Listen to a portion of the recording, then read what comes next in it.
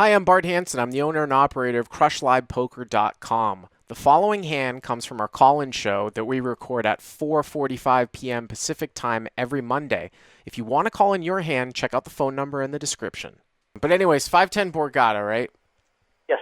All right, cool. It's tournament month, so there's a bunch of unknowns there. Yep. The villain in this hand is an unknown. He seems to be a competent player, though. It's likely a small, mid-sized winner visiting in from Austin. Dave, sometimes you're in Slack a little bit. I don't know if you've seen the handle Kitterino, but he was in Atlantic City, too, the firefighter, this weekend. I don't know if you ran No, I into did him. not see him. All right, so unknown, 510 Borgata. Yes. I was actually supposed to meet up with somebody, but when he came to my table, I had moved already, and I forgot to text him that we moved, so I ended up missing out on him. Maybe next weekend. Okay. Okay. 510, 3,000 effective. Yep. Villain's on the button, and it folds to him, and he's been raising pretty much 100% when it folds to him on the button or when he's in the small blind. Okay. Maybe 6 or 8 times since I've been at the table with him. Mm-hmm. He opens for 35. Heroes in the small blind with 9 of diamonds, 10 of diamonds. The big blind has not squeezed all night. He's been pretty conservative.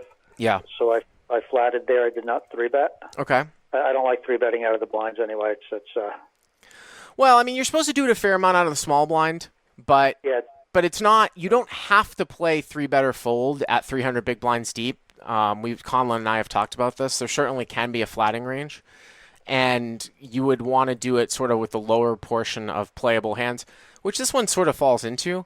I mean, I think I would probably be 3-betting 9s plus, ace queen, ace jack suited, king queen suited. 9-10 of diamonds is fine to call as one of your suited connectors. I don't have a big problem with it.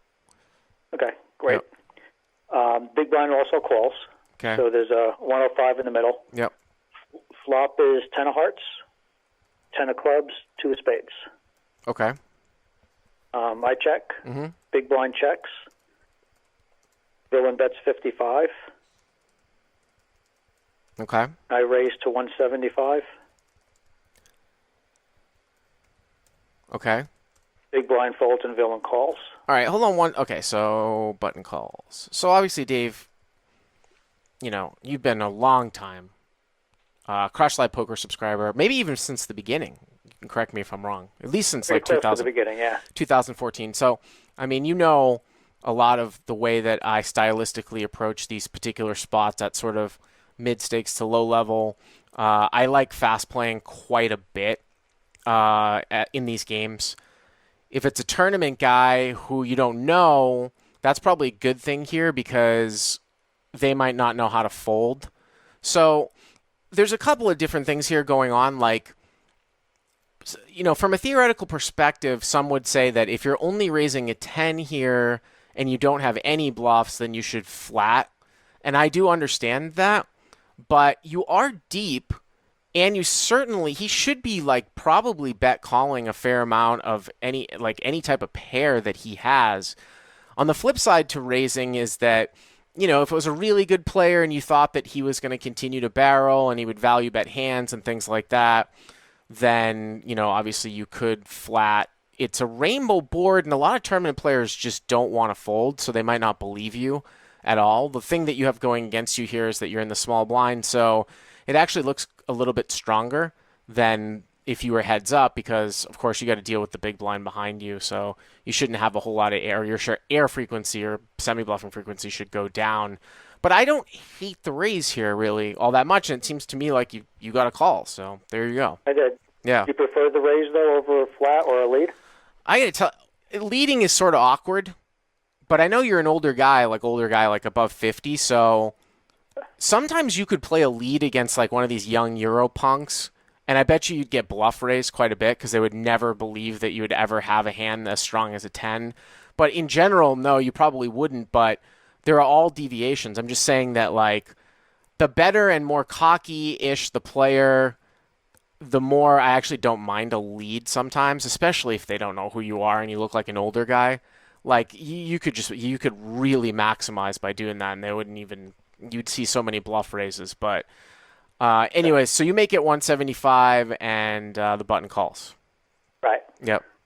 455 in the middle. Yep. Turn is a 5 of hearts, bringing the second heart. Okay. I lead 275. One of the reasons why I check raised is so I could take the lead. I didn't want the turn to go check, check. Okay. And villain calls. So now the pot is what we just put another 550 in. It's like what, 900 and change? 1,005. 1,005. Okay. All right. Let's go to the river. River is a jack of hearts. Yeah, I was gonna say I felt like there was some sort of backdoor heart thing coming in here. Okay. All right. You want me to tell you what I did or ask you what I should do? Well, I mean, That's the reason why I'm calling. Yeah, right here. I mean, I think you have to bet here. There really isn't a ton. I mean, how many hands of backdoor hearts is he going to have here that bet calls the flop? He could have ace deuce of hearts, but like what other hands? You know what I mean? I mean, I guess he can be floating with like king queen of hearts if he bet like that or something like that. These guys are tournament players. They're bad. They just call down, quite a bit. I'm not exactly sure what checking would really do unless you're checking to check call to induce a bluff, right? Now, if you think the guy's floating you and he really has nothing, you could play a check call here as opposed to a bet. If you think that, he's just some idiot tournament player that's going to call down with a pair, then you would bet. Now, obviously, if you get raised, that's sort of a different story. But I think depending on the sizing, I don't think you necessarily need to defend with this specific hand. Depends on the sizing. But so I would err towards betting unless you have a really good reason to check here. I thought he had a hand based on. I should look to him pretty strong. I check raised into two people. Followed up with a reasonable sized turn bet. Right. I thought he had something he would call down with, so I bet 450. Okay. Which is just under half pot. Yeah. And he raises to 1,500. So let's take a look at the pot odds here. So that's 19. So you're the pot. So it's 2,900, 1,000 to call, right? Right. Something like that. You're getting 3-1. I mean, right. in theory here. See, this is the thing. Like, right? Like, what are you raising on the flop? You could have deuces full. You could have some tens. Something like that. You have like one of the worst, tens that you can have here. Not that it's going to really matter in that spot. And of course, you block tens. I just in live poker, man, whether or not you're supposed to call optimally here with the 10 or not, I just so rarely see this as a bluff, especially against a guy that looks like he's pretty strong in check raising and going bet, that a lot of times I'm going to fold here. Now, people could exploit me here by floating the flop and raising the river if they plan on like representing a backdoor flush that happens to come in, but I just don't think you're good really all that often in this spot. Obviously, he can have jacks, right? Jacks full. I mean, that's probably the most the hand that probably makes the most sense. Deuces a lot of sense too. But... Yeah, he could have deuces too. He also could have fives maybe as well. So, what did you end up doing? I ended up folding, and I asked him what he had. He didn't tell me at that time. And then I got another hand with him later on, and I offered to tell him if he revealed what he had this hand. And he said he would, but not until it was time to leave the table. Yeah. So I did find out. And he had 10-5 off. 10-5 off? That's what he said, really? Yeah. Well, I guess if he's raising 100% of buttons, right? If that's what you think. Yeah.